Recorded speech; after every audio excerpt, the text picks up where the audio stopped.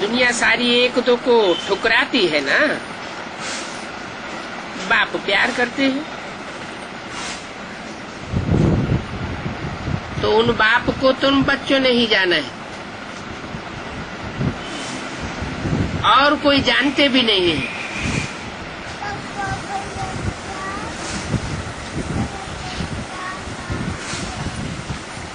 क्या उन बाप को ब्रह्मा के तन में बैठा बोल रहा है और सुप्रीम सोल ही बोल रहा है।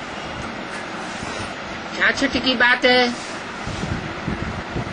तो उनको क्यों कहा? इशारा दिया कि जो आने वाला भविष्य का पार्ट है वो बाप का पार्ट है।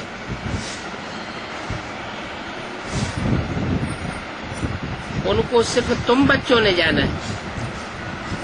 बाप तो इमर्ज करके बोलते हैं।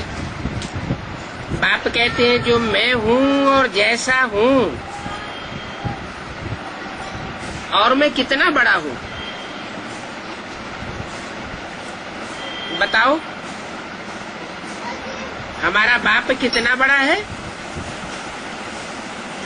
कोई बच्चे ने कहा बिंदी, तो वंडरफुल बात है ना। है बहुत बड़ा बाप, लेकिन है बिंदी।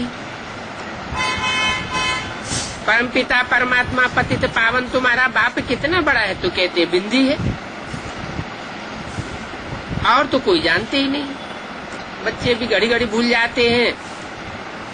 कहते हैं भक्ति मार्ग में तो बड़ी बड़ी चीजों की पूजा करते थे, बड़े बड़े शिवलिंग बनाते थे, और यहाँ ज्ञान मार्ग में कहते हैं कि परमात्मा परमपिता बिंदु है। अब बिंदु को याद कैसे करें?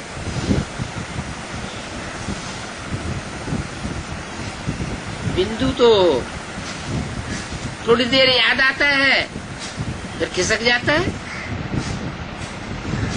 टिकता नहीं।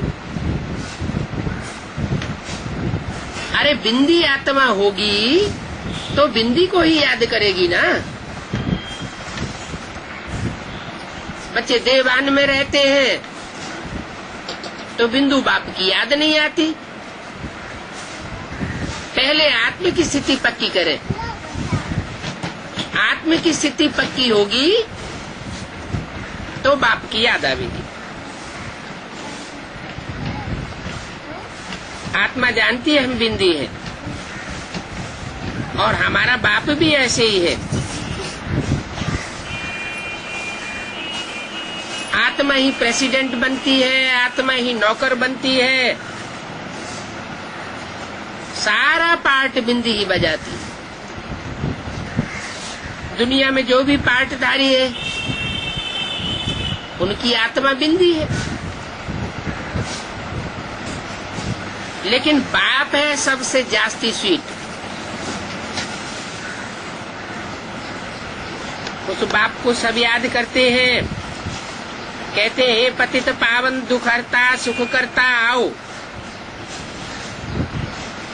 अब तुम बच्चों को तो ये निश्चय है हम जिसको बिंदी कहते हैं वो बहुत सूक्ष्म है, परंतु उनकी महिमा कितनी भारी है। बल महिमा गाते भी है,